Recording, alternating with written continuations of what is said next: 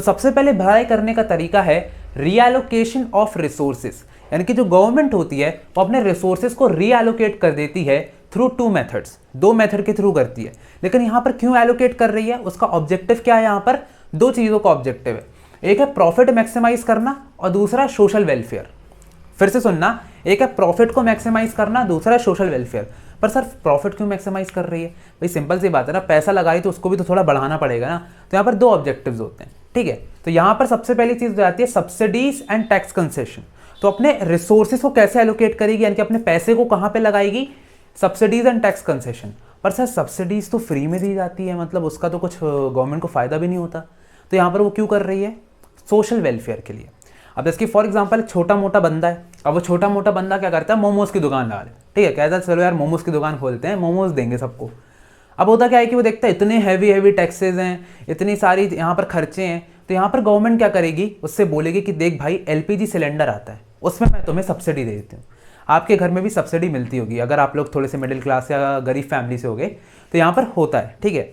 ऐसे किसी को गरीब नहीं बोल रहे, पर ठीक है, मतलब समझ रहे हो ना। तो जिसका भी लो इनकम ग्रुप होता है, देखो इंग्लिश में बोलो तो अच्छा लगता है, अगर जो लो इनकम ग्रुप होते हैं उनको क्या होता है, यहाँ पे सब्सिडीज दी जाती, क्यों, ताकि उनका कुछ खर्चा बचे, ठीक है। आप देखते हो कि फार्मर्स हैं, उनको टैक्स कंसेशन मिलता है। यहाँ पर बहुत सारी तरीके से क्या होता है, एक्सपेंडिचर को कम किया गया है कि लोगों को ज़्यादा टैक्स ना पे करना पड़े, उनको थोड़ी सी मदद मिले ताकि वो अपना प्रोडक्शन करते रहें। तो अगर वो बंदा मोमोज का प्रोडक्शन कर रहा है तो एक टाइम क्या आएगा कि वो भी अपने आप में स्टैब्लिश्ड हो जाएगा और वो उसका जो स्टैंडर्ड ऑफ लिविंग है वो बढ़ जाएगा। तो इससे क्या हुआ, सोशल वेलफेयर हुआ। सेकंड चीज क्या हो जाता है, directly production of goods and services. तो डायरेक्ट खुद प्रोडक्शन करने लगो। एक है कि लोगों को एनकरेज करो प्रोडक्शन करने के लिए, उनको सब्सिडीज दो, उनको टैक्स कंसेशन दो ताकि वो कर सके। एक है कि यहाँ पर डायरेक्टली प्रोडक्शन करो। अब डायरेक्टली प्रोडक्शन कैसे करती है, अभी कोरोना आया था, अब कोरोना के टाइम पे क्या होता, वैक्सीन तो भैया 1000 रुपए की मिल रही थी, तो 1000 रुपए की वैक्सीन हर कोई नहीं लगा सकता, लोग फ्री में नहीं लगवा रहे थे, 1000 रुपए में कैसे लगवाएंगे। तो यहाँ पर गवर्नमेंट ने क्या किया, खुद से पूरी सर्विसेज फ्री में प्रोवाइड कराई। फ्री में वो अमिताभ बच्चन की कॉलर ट्यून लगवाई ताकि हम सब लोग जब भी करें तो हमारे अंदर वो आए, क्या बोलते हैं उसको, जागरूकता यानी कि अवेयरनेस आए, तो सोशल अवेयरनेस बढ़ाते हैं। समझ में आ रहा है। तो यहाँ पर डायरेक्टली प्रोडक्शन किया जा रहा है ऑफ गुड्स एंड सर्विसेज ताकि जो लोग हैं वहाँ पर उनके लिए बहुत सारी सर्विसेज बनाई जाए। तो दो तरीके से यहाँ पर एलोकेशन हो रहा है और इससे सोशल वेलफेयर बन रहा है। सेकंड हो जाता है reducing inequalities of income and wealth. वही गरीब और गरीब होता जा रहा है, अमीर और अमीर होता जा रहा है। इस कहावत से ये जो इंग्लिश का पॉइंट है वो बना है, दैट इज रिड्यूसिंग इनइक्वालिटीज। तो होता क्या है कि बहुत सारे अमीर लोग जो होते हैं वो तो भाई कमा रहे हैं अच्छा खासा, वो तो अमीर होते जा रहे हैं। जो गरीब लोग हैं वो उनके अगर काम कर रहे हैं वो और गरीब होते जा रहे हैं। तो गवर्नमेंट यहाँ पर क्या करती है, यहाँ पर टैक्स लेती है। अब टैक्स कैसे लेती है, जितनी आपकी इनकम होती है उस पर वो टैक्स लेती है। तो वो क्या कहते हैं, रिच लोग जितने भी होते हैं उनकी इनकम पर टैक्स लगाती है, जिसको हम इनकम टैक्स बोलते हैं, और उसको जो है खर्च करती है पुअर लोगों के ऊपर। बस इस पॉइंट में यही है, इसमें ज़्यादा कुछ नहीं बताया गया है। अब हमारा जो थर्ड पॉइंट आता है दैट इज इकोनॉमिक स्टेबिलिटी। अब देखो इकोनॉमिक स्टेबिलिटी का मतलब क्या होता है कि यहाँ पर स्टेबिलिटी का मतलब क्या है, अगर मैं सिंपल भाषा में बोलूँ तो जब आपके एग्रीगेट डिमांड और एग्रीगेट सप्लाई इक्वल होते हैं तो वहाँ पर स्टेबिलिटी बनी रहती है। पर होता क्या है, एकदम से क्या होता है, इकोनॉमी में प्राइसेस बढ़ जाते हैं। अब देखो अगर प्राइसेस बढ़ जाएंगे तो लोग अफोर्ड नहीं कर पाएंगे, लोग खरीद नहीं पाएंगे, तो इससे क्या होगा, दिक्कत होगी लोगों को। तो गवर्नमेंट यहाँ पर जाग जाएगी। और अगर प्राइसेस बहुत ज़्यादा कम हो गए तो जो सेलर्स हैं जो कि बेच रहे हैं वो बेचना बंद कर देंगे। वो कहेंगे भाई हमको तो प्रॉफिट ही नहीं हो रहा। तो प्राइस ज़्यादा हो चाहे कम हो, ज़्यादा होता है तो जो कस्टमर है उसको यहाँ पर दिक्कत होती है, अगर कम होता है तो जो सेलर है उसको दिक्कत होती है क्योंकि वो प्रॉफिट नहीं बना पा रहा। तो गवर्नमेंट को तो दोनों का ध्यान रखना है। तो यहाँ पर अगर कभी भी महंगाई होती है, इन्फ्लेशन होता है, इन्फ्लेशन कब होता है, जब मेरी डिमांड ज़्यादा होती है सप्लाई से। Aggregate demand is more than aggregate supply. अब यहाँ पर सर इसको कैसे समझेंगे, तो अगर आपने एग्रीगेट डिमांड वाला चैप्टर पढ़ा है तो ये समझ में जाएगा, ठीक है। तो यहाँ पर एडी अगर ग्रेटर होता है यानी कि डिमांड ज़्यादा हो रही है, लोग ज़्यादा खरीदना चाह रहे हैं, ठीक है। तो अगर ज़्यादा खरीदेंगे तो ऑफकोर्स ही बात है प्राइसेस अपने आप बढ़ जाएंगे, ठीक है। तो यहाँ पर क्या हो रहा है, अगर ज़्यादा लोग खरीद रहे हैं, प्राइसेस बढ़ रहे हैं, तो गवर्नमेंट खुद का एक्सपेंडिचर कम कर देती है। यहाँ पर जो गवर्नमेंट है वो क्या करेगी, एक्सपेंडिचर करना बंद कर देगी। पर सर इससे होगा क्या, अगर गवर्नमेंट ने अपना खर्चा करना बंद कर दिया तो यहाँ पर गवर्नमेंट कितने का खर्चा कर रही है। फॉर एग्जांपल गवर्नमेंट, अब देखो समझना बात को, एक एग्जांपल देते हैं उससे सबको समझ में आएगा। इसकी गवर्नमेंट एक ब्रिज बनवा रही है। अब ब्रिज बनवा रही है तो उस पर लेबर लगेगा, तो गवर्नमेंट क्या कर रही है, उस पर खर्चा कर रही है ब्रिज बनवाने पर। तो यहाँ पर अगर सीमेंट खरीदी जाएगी तो सीमेंट का प्राइस बढ़ेगा, क्योंकि गवर्नमेंट बल्क में खरीदती है, 200 करोड़ 300 करोड़ रुपए लगा रही होती है। अगर सैलरी देना है तो 1000 करोड़ लगा रही है, तो यहाँ पर सबको बहुत सारा पैसा मिल रहा है, लेबर को बहुत सारा पैसा मिल रहा है, वो फर्दर खर्चा करेगा। ऐसे करके क्या होता है कि यहाँ पर चीज़ों की डिमांड बढ़ जाती है, और डिमांड बढ़ेगा तो प्राइस बढ़ेगा। तो अगर उसने ब्रिज बनवाना बंद कर दिया, उसने कहा बाद में बनवाएंगे ब्रिज, एक रोड बनवा दी, दूसरी रोड अब नहीं बनवाएंगे, तो अगर उसने अपना खर्चा कम कर दिया तो इससे होगा क्या कि चीज़ों के लोगों के पास पैसा नहीं आएगा, लोगों के पास पैसा नहीं आएगा तो लोग आगे फर्दर खर्च नहीं करेंगे, तो डिमांड अपने आप गिर जाएगी। तो जैसे ही डिमांड गिर जाएगी तो अपने आप प्राइसेस गिर जाएंगे। क्लियर है बात? एग्रीगेट डिमांड सिर्फ मैक्रो लेवल पे होता है, बाकी एग्रीगेट डिमांड का कोई अलग मतलब नहीं होता। ठीक है, नेक्स्ट चीज़ आती है कि यहाँ पर इसी का उल्टा करती है। अगर डिफ्लेशन हो जाता है यानी कि बिल्कुल ही प्राइसेस गिर जाते हैं, यानी कि बिल्कुल ही मतलब समझ रहे हो, 1 रुपये में आपको डेयरी मिल्क मिल रही है, पहले 100 रुपये की डेयरी मिल्क मिल रही थी, अब 1 रुपये की मिल रही है। तो होगा क्या कि जितने लोग डेयरी मिल्क बेच रहे थे वो तो अब बेचना बंद कर देंगे कि भाई अब 1 रुपये की डेयरी मिल्क में प्रॉफिट ही क्या होगा। समझ में आ रहा है? पहले 100 की बेच रहे थे, अब 1 रुपये की बेच रहे हैं। तो यहाँ पर गवर्नमेंट क्या करेगी, वो अपना एक्सपेंडिचर बढ़ा देगी। तो जो एक्सपेंडिचर उसने अभी कम किया था उसको वो फिर से बढ़ा देगी, ताकि यहाँ पर जो लोग हैं वो फिर से उनके पास पैसा है वो और खर्च करना शुरू करे। तो जो डिमांड गिर गई थी वो डिमांड अपने आप बढ़ने लगेगी, एंड बढ़ने से यहाँ पर प्राइसेस फिर से बढ़ जाएंगे। क्लियर है बात? आगे बढ़ते हैं। अब जो हमारा नेक्स्ट पॉइंट आता है that is management of public enterprise. अब देखो पब्लिक एंटरप्राइज का मतलब क्या होता है। अब देखो पब्लिक एंटरप्राइज में क्या हो जाता है, बहुत सारे ऐसे एंटरप्राइजेस होते हैं जिसमें नेचुरल मोनोपोली होती है गवर्नमेंट की। अब ये नेचुरल मोनोपोली क्या होता है?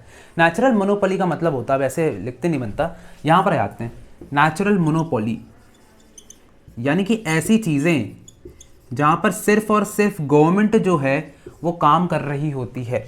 जैसे फॉर एग्जांपल रेलवे। अब रेलवे देखो कहीं पर भी ऐसा प्राइवेट तरीके से आपने देखा किसी की ट्रेन चल रही हो, किसी का भी रेलवे ट्रैक हो? नहीं, रेलवे सिर्फ और सिर्फ गवर्नमेंट का है। उसका कुछ हिस्सा उसने प्राइवेटाइज कर दिया है, पर ऐसा नहीं है कि पूरा का पूरा एक अलग प्राइवेट सिस्टम हो।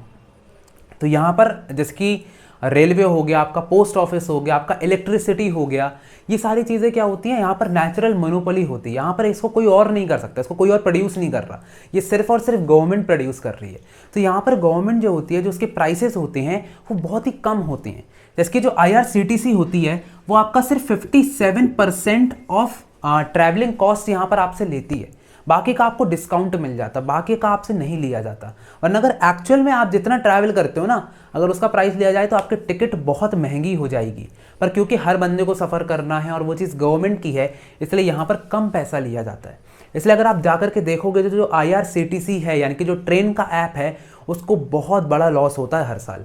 लेकिन तब भी उस लॉस को कवर करने के लिए यहाँ पर गवर्नमेंट को अपने बजट से कुछ पैसा निकाल करके उनको देना पड़ता है, ताकि वो लोग वहाँ पर जो लोग काम कर रहे हैं उनकी सैलरी दे सके, वहाँ पर मैनेजमेंट कर सके, वहाँ पर हर चीज़ हो सके।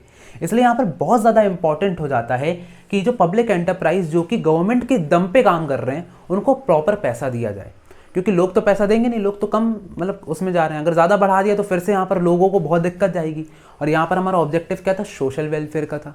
इसलिए यहाँ पर जो पब्लिक एंटरप्राइज है उनको मैनेजमेंट करने के लिए पैसा लगाना पड़ता है। अब जो हमारा नेक्स्ट पॉइंट आता है दैट इज इकोनॉमिक ग्रोथ। तो इकोनॉमिक ग्रोथ का मतलब क्या होता है? इकोनॉमिक ग्रोथ का मतलब होता है GDP में अच्छा सुधार होना। यानी कि इकोनॉमिक ग्रोथ वर्ड कहीं पर भी आता है, चाहे वो आपके इकोनॉमिक्स में आए, चाहे इंडियन इको में आए, चाहे कहीं भी आए, आपको बस एक चीज़ याद रखना है कि यहाँ पर GDP की बात ज़रूर होगी। तो GDP यहाँ पर कौन सा GDP? Real GDP। तो अगर आपने अभी नेशनल इनकम पढ़ लिया है तो आपको समझ में आ जाएगा, अगर नहीं आए तो बस अभी देख लो, क्योंकि नेशनल इनकम की वीडियो भी हम अपलोड कर चुके हैं, उसमें जाकर के आप देख सकते हो। ठीक है, तो रियल GDP यहाँ पर बेसिकली क्या हो जाता है कि हम प्रोडक्शन कर रहे हैं गुड्स एंड सर्विसेज का। तो यहाँ पर प्रोडक्शन कर रहे हैं गुड्स एंड सर्विसेज का, तो यहाँ पर गवर्नमेंट को भी यहाँ पर एनकरेज करना पड़ेगा कि ज़्यादा से ज़्यादा प्रोडक्शन हो गुड्स एंड सर्विसेज का, ताकि यहाँ पर इकोनॉमिक ग्रोथ अच्छे से हो। क्योंकि अगर ज़्यादा प्रोडक्शन होगा गुड्स एंड सर्विसेज का तो उससे पैसा जनरेट होगा, उसको सेल करके पैसा जनरेट होगा। उसी पैसे को हम डिवाइड कर देते हैं rent, wages, interest and profit में, ताकि यहाँ पर सबकी सैलरी उससे बन जाती है, सबको पैसा मिलता है और इसी से तो पैसा बनता है। तो अगर आपके प्रोडक्शन हो रहे हैं गुड्स एंड सर्विसेज का तो उसी से पैसा जनरेट होगा, उसी से ग्रोथ हो जाएगी। तो यहाँ पर गवर्नमेंट क्या करेगी, वो बहुत सारे टैक्स रिबेट्स देती है। ठीक है, टैक्स रिबेट्स यहाँ पर देती है। तो टैक्स रिबेट देने से होता क्या, रिबेट क्या मतलब डिस्काउंट देती है सिंपली। तो अगर डिस्काउंट देगी, टैक्स में कमी करेगी, तो इससे क्या होगा, नए नए जो वेंचर्स हैं, नए नए जो प्रोजेक्ट्स हैं वो इनकरेज होंगे कि भाई यहाँ पर चलो प्रोडक्शन करते हैं। सेकंड चीज़ हो जाती है कि जो गवर्नमेंट है वो बहुत सारा यहाँ पर हेल्प करती है इंफ्रास्ट्रक्चर बनाने में। तो अगर गवर्नमेंट रोड्स बना रही है, रेलवेज बना रही है, इंफ्रास्ट्रक्चर बना रही है, तो इससे बहुत सारा जो ग्रोथ है वो होता है। जैसे कि फॉर एग्जांपल अभी जो वर्ल्ड कप हुआ था फुटबॉल का, तो फुटबॉल के वर्ल्ड कप में बहुत सारा पैसा खर्च किया गया है इंफ्रास्ट्रक्चर बनाने में। मेट्रो बनाई गई, बहुत सारी जगह पर जो है मेट्रो बनाया गया, पूरा इंफ्रास्ट्रक्चर फिर से डेवलप किया गया। उससे क्या हुआ कि बहुत सारा पैसा जो है यहाँ पर जनरेट हुआ है। उसके अलावा फुटबॉल वर्ल्ड कप कहाँ पर हुआ था वो ज़रा कमेंट सेक्शन में मुझे ज़रूर बताना। और वहाँ पर आपने ज़रूर सुना होगा कि बहुत सारा पैसा खर्च हुआ है। जिसके कारण हुआ क्या है, वहाँ पर बहुत सारा और जो है अब सब लोग को देखा है कि एक्सपोजर बढ़ गया, हर चीज़ हुआ है और उससे कितना सारा पैसा कमाया है वहाँ की गवर्नमेंट ने। तो ये चीज़ हो जाती है। नेक्स्ट पॉइंट हमारा जाता है रिड्यूसिंग रीजनल डिस्पैरिटी। अब होता क्या है कि रीजनल डिस्पैरिटी भी होती है। एक पॉइंट हमने पढ़ा था inequalities in income and wealth, यानी कि लोगों में तो इनइक्वालिटी होती है, कोई गरीब है कोई अमीर है। वैसे ही रीजनल डिस्पैरिटी भी होती है कि कोई शहर बहुत अच्छा होता है, कोई शहर बहुत ख़राब होता है। जैसे फॉर एग्जांपल गुजरात में आज के टाइम पे बहुत अच्छा खासा प्रोडक्शन चल रहा है, तो वहाँ पर तो प्रोडक्शन बहुत अच्छा हो गया, तो उसका डेवलपमेंट अपने आप होगा। लेकिन अगर फॉर एग्जांपल कोई ऐसा जगह है जहाँ पर बिल्कुल ही डेवलपमेंट नहीं हो रहा है, तो गवर्नमेंट क्या करेगी, वहाँ पर भी इंडस्ट्रियल यूनिट सेटअप करेगी। तो जैसे ही वहाँ पर इंडस्ट्रियल यूनिट सेटअप होगा तो वहाँ पर भाई लोग आकर के काम करेंगे। अब अगर लोग आकर के काम करेंगे तो अब उनको फॉर एग्जांपल चाय पीना है, कॉफ़ी पीना, तो चाय कॉफ़ी की दुकान लग जाएगी। अब जैसे कि कहीं पर कॉलेज बन जाता है तो कॉलेज के आसपास आपने देखा होगा अपने आप ही रेंट से ज़मीनें जाने लगती हैं, लोग रेंट से रहने लगते हैं, तो वहाँ पर एक सोसाइटी अपने आप डेवलप होने लगती है। तो उसके लिए आपको क्या करना है, वहाँ पर प्रोडक्शन यूनिट सेटअप कर देना है। तो वहाँ पर लोग आएंगे तो चीज़ों की डिमांड बढ़ेगी। चीज़ों की डिमांड बढ़ेगी तो एक टाइम पर जो गांव या फिर जो भी बैकवर्ड एरियाज़ हैं, जो कि इकोनॉमिक बैकवर्ड एरियाज़ हैं, उनकी भी ग्रोथ यहाँ पे होने लगेगी। क्लियर है बात? तो यहाँ पर हमने अपने ऑब्जेक्टिव्स को कंप्लीट कर लिया है। चलो आगे बढ़ते हैं।